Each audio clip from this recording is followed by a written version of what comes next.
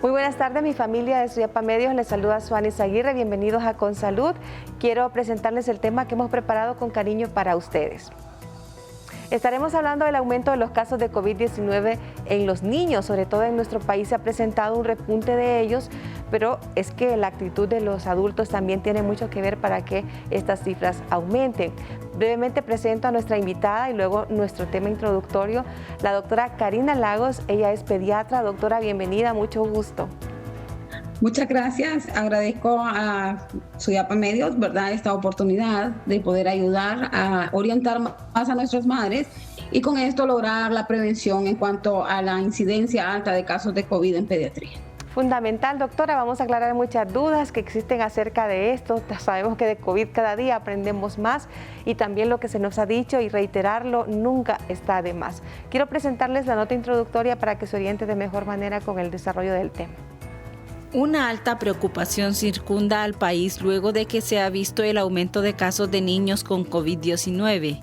Para ayer el Hospital María reportaba 9 pacientes hospitalizados, representando el 69%, y el 75% de pacientes en cuidados intensivos, lo que se traduce en 3 pacientes en esta unidad. Esto, según especialistas, se debe a que el virus mutó y las hospitalizaciones se deben al síndrome inflamatorio, lo que afecta a los pulmones ya que se acumula líquido dentro de los mismos.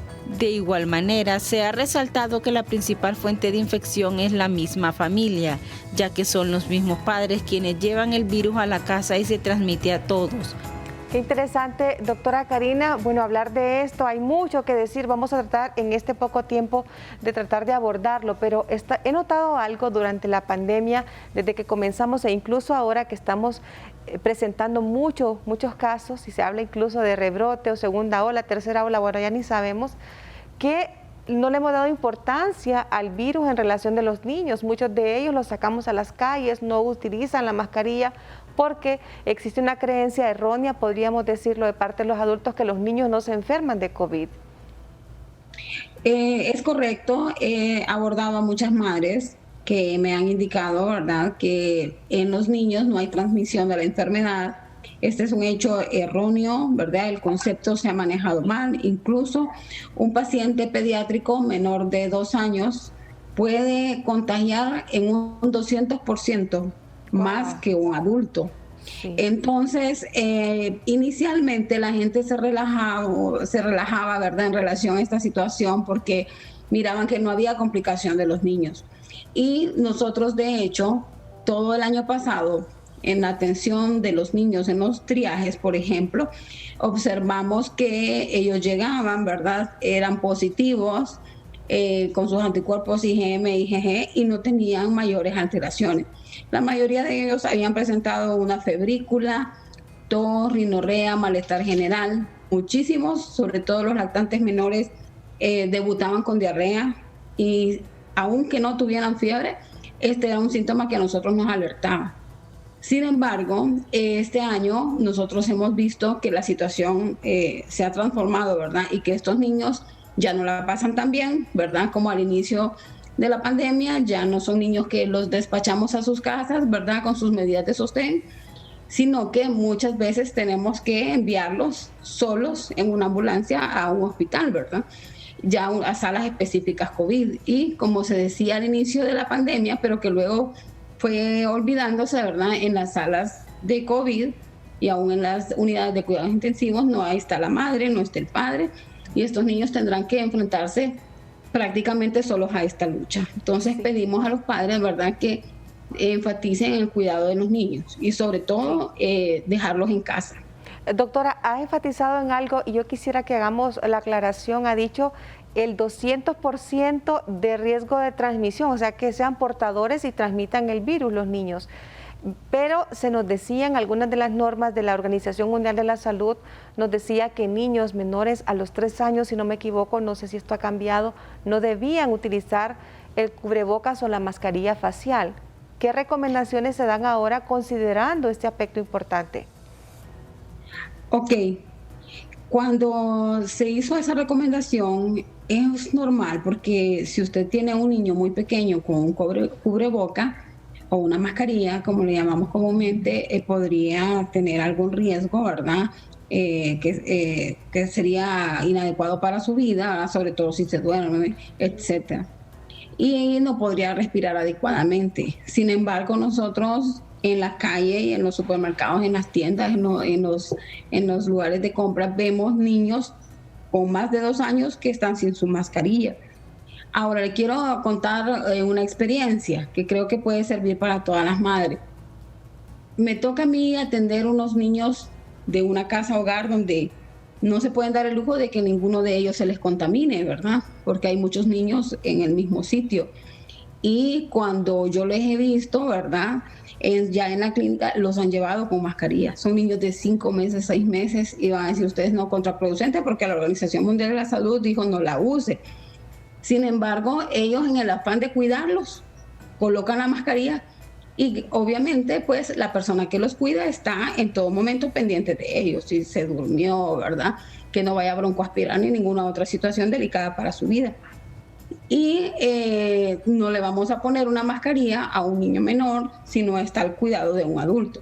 Sí. Sin embargo, ahí se puede improvisar no solo la mascarilla, sino que se puede poner una careta facial, que no le va a cubrir de la misma manera, pero es mucho mejor que no tener nada. Sí. Entonces sí, la recomendación sigue en pie. Antes de los 2 años no le ponga mascarilla. Sin embargo, si está en una situación de mucho riesgo y el cuidador del niño está muy al pendiente, yo pienso que al menos por un momento se le podría colocar. Bueno, hay algo muy importante. Esta semana se presentó el caso que acaba de pasar de un neonato, o sea, es un recién nacido, aparentemente con COVID, con una situación delicada de salud, con un problema, si no me equivoco, del corazón. Entonces decían, bueno, es que el niño, esto el bebé le pasó porque tenía una enfermedad de base que lo hizo más vulnerable. Estamos de acuerdo, pero también estamos viendo en la calle, y vuelvo y enfatizo en esto, que están llevando a la calle, van a hacer el supermercado, cualquier otra cosa, y se llevan al niño, por ejemplo, recién nacido, o andan con los bebés porque consideran que los bebés no podrían adquirir el virus, doctora. Es correcto lo que usted nos dice. Fíjese que al inicio de la pandemia, de los casos que nosotros nos dimos cuenta, de los poquísimos casos que nos dimos cuenta que habían llegado a la unidad de cuidados intensivos, eran niños que tenían una enfermedad de base, enfermedad renal, una cardiopatía congénita, etcétera. Y estos eran los niños que se complicaban. Hoy por hoy, niños completamente sanos y aún jóvenes también, muchachos jóvenes, deportistas, vigorosos, en buen estado de salud nutricional, sin antecedentes de patologías previas, no fumadores, no alcohólicos, no obesos, han muerto.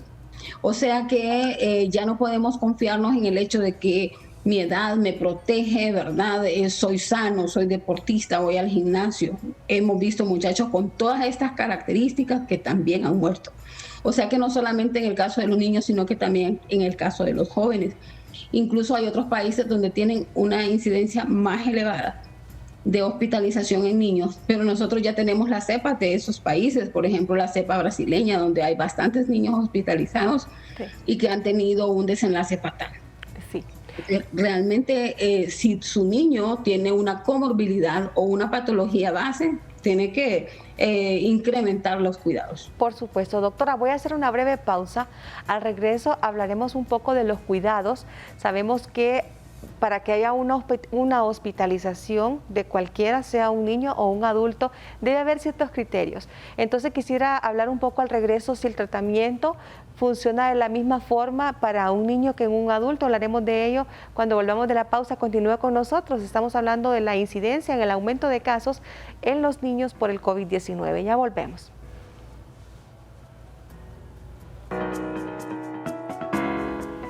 Bien, qué bueno que continúan con nosotros esta tarde con la doctora Karina Lagos. Ella es pediatra, hablando un poco del aumento de casos de niños con COVID-19.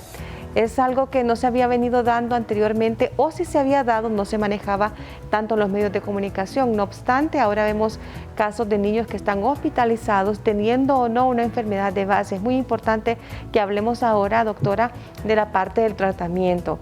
El tratamiento en un niño va a funcionar de la misma forma que en un adulto.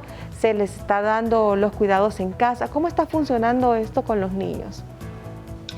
Sí, en los niños la situación es un tanto diferente, porque en el caso de ellos el manejo, al menos ambulatorio, se da en base a lo que es ir tratando las situaciones que se van dando. Por ejemplo, no todos los niños que van a llegar a nuestras consultas tienen diarrea.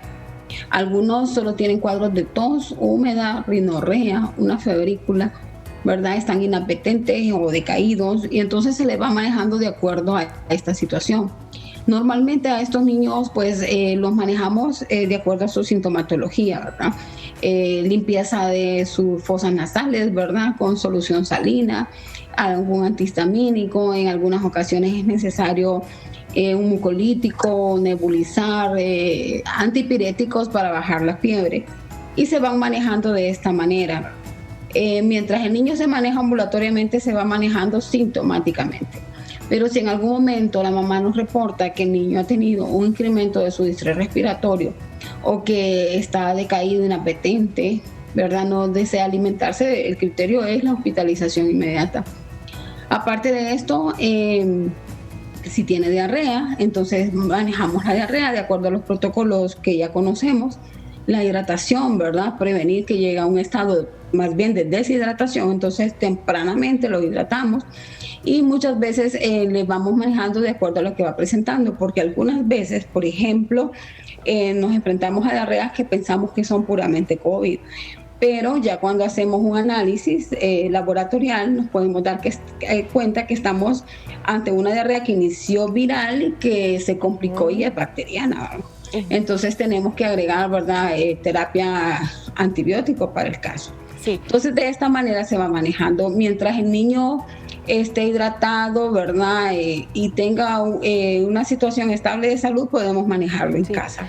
Caso contrario, amerita a la hospitalización. Doctora Karina, hay un fenómeno también que se ha venido dando, y muchos en casos de personas jóvenes, ¿verdad?, que no presentan ninguna situación de gravedad, o el cuadro febril, la diarrea, el dolor de cabeza, la pérdida del olfato. No obstante, cuando se realizan, sienten algún leve síntoma, se realizan esta placa de tórax y sus pulmones están afectados. ¿A qué se debe esto? ¿Ocurre también en los adolescentes y niños de esta forma?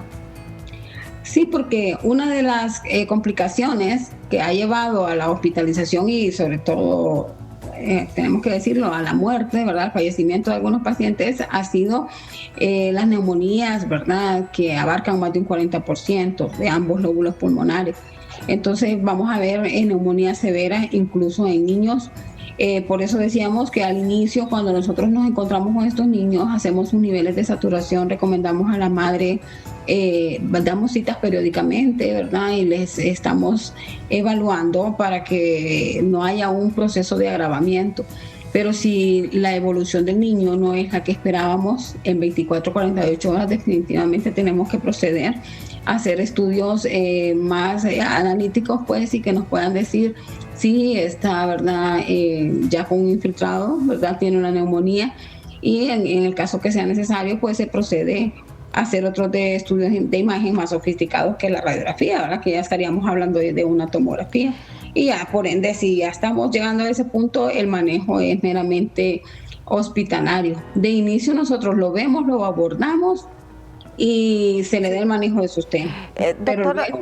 Perdón, doctora, ya en la parte de tratamiento también quiero preguntarle, y bueno, buscaba acá para no equivocarme con el nombre, con el Remdesivir, que es un medicamento que se está utilizando cuando se presentan ya este tipo de neumonías. Veo acá, según la información, que se puede aplicar en niños de 12 años o más, o sea, siendo niños. ¿Este criterio va a depender de qué factores para utilizar este tipo de fármaco?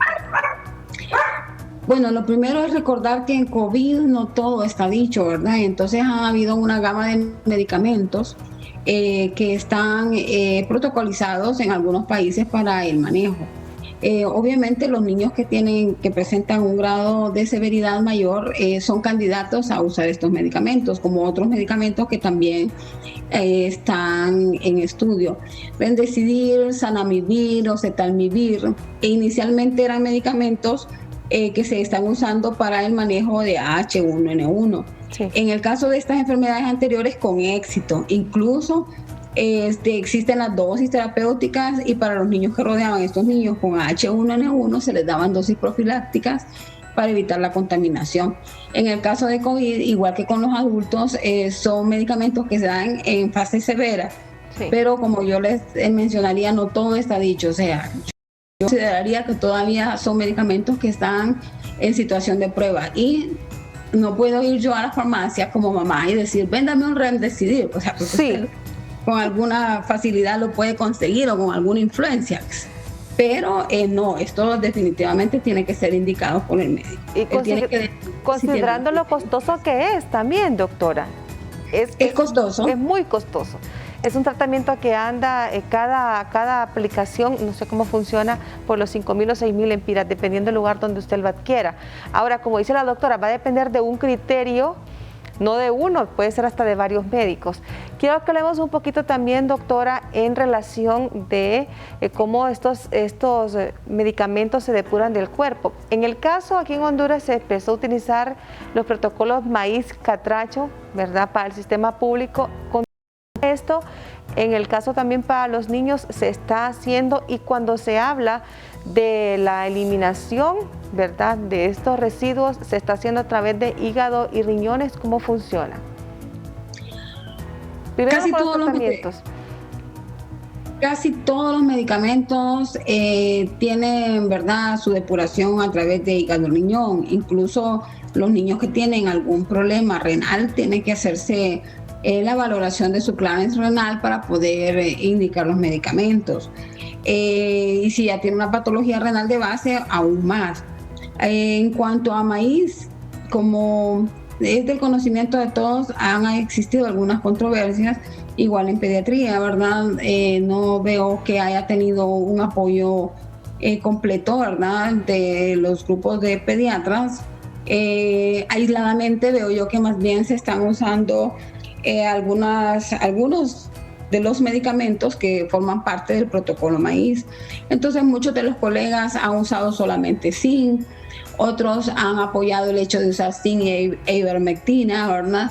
Algunos otros pues han instalado el protocolo completo, pero no ha habido como un consenso para decir sí, este es el medicamento que vamos a usar. De inicio, los niños eran asintomáticos y muchos de ellos así se presentaban con la enfermedad, no se les daba, ¿verdad?, más que vitamina C, algunos se les daba zinc, ¿verdad?, etcétera, y se manejaban los síntomas prioritarios que presentaban. De inicio, la verdad es que todos estos niños así se manejaron con éxito y casi nunca tuvimos complicaciones. En mi experiencia personal yo le puedo decir que de estar desde el marzo 2020 en un triaje, nosotros vemos solo niños, ¿verdad? En el triaje, nunca en el año anterior había tenido yo la experiencia de enviar un niño en una ambulancia con dificultad respiratoria. Este año sí me ha tocado hacerlo, ¿verdad? Sí he tenido que enviar niños que se han agravado y que ya llegan a su primera consulta en franca dificultad respiratoria, con niveles de saturación bajos. Entonces tenemos que tener bastante cuidado porque igual que los adultos, algunos niños ya nos llegan en fases avanzadas de la enfermedad. Qué delicado esto, doctora. Y en aras también de esa procura de la salud de nuestros hijos, ya dijimos lavado frecuente de manos, no sacarlos a exponerlos a la calle. Muchas veces erróneamente dicen, es que está aburrido el niño, solo ha estado encerrado un año en la casa. Es preferible que lo tenga un poquito más de tiempo en su casa y no en otro lugar, como un hospital. Doctora, en aras de esto, como un tratamiento preventivo, ¿podría suministrárseles a ellos este tipo de, por ejemplo, el suplemento de zinc, la vitamina C? ¿Puede hacerse esto de una forma preventiva por parte de los padres? En mi opinión muy personal, yo pienso que sí. Claro que sí, incluso nosotros con los niños sanos damos suplementación. Recordemos que nuestros medios, nuestros países que son de muchas carencias nutricionales, ¿verdad? Tenemos lo que es el hambre oculta. El hambre oculta es que nosotros podemos tener un niño con un peso, talla adecuado, pero tiene carencias importantes de lo que son los minerales, zinc, calcio, hierro, fósforo, magnesio. Entonces, estos niños, como nuestras dietas son muy basadas en carbohidratos, tienen esto que se llama hambre oculta, no tienen la suficiente cantidad, no tienen el aporte adecuado de hierro, de calcio, etcétera. Entonces nosotros suplementamos al niño sano, no digamos ahora que ya tenemos el riesgo de una enfermedad que inmunológicamente, si no tenemos la respuesta adecuada, nos puede llevar a un final que no es feliz, ¿verdad? Entonces sí estoy de acuerdo, ¿verdad?, en la suplementación. Muy bien, excelente, doctora. Bueno, me indica Epi si tenemos que hacer alguna pausa, ¿verdad?, para el programa. Hacemos una breve pausa, doctora Karina, y en un momento regresamos con la parte conclusiva del programa. Continúe con nosotros, ya regresamos en un momento.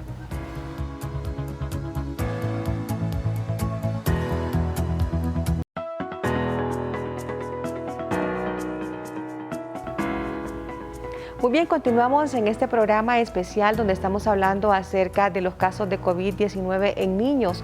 Y en esta parte conclusiva quisiera que con la doctora abordáramos un poco acerca de los síntomas, porque como usted lo menciona, muchos niños llegan en un estado tardío a la consulta, a los triajes o a los hospitales, ya con un cuadro respiratorio severo, agudo o con cualquier otra complicación. ¿Cuáles serían estos síntomas que podríamos tener nosotros como una alerta para saber que nuestros niños están experimentando no algo bueno en su salud, como es el COVID-19? Sí, nosotros hemos visto, ¿verdad?, algunos padres de familia que toman como que si ya a ellos les dio COVID es un hecho que al niño le tiene que ser contagiado. No es cierto.